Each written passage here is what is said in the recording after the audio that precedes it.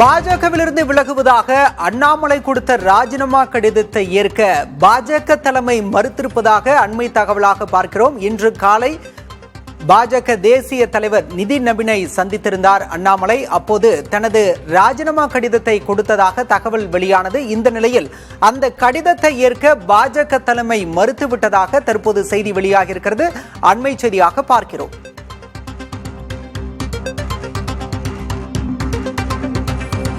அண்ணாமலைக்கு முக்கிய பதவியை கொடுப்பது குறித்து ஆலோசிக்க பாஜக மாநில தலைவர் நயினார் நாகேந்திரனுக்கு மத்திய உள்துறை அமைச்சரும் பாஜக மூத்த தலைவருமான அமித்ஷா அழைப்பு விடுத்திருப்பதாகவும் தகவல் வெளியாகியிருக்கிறது.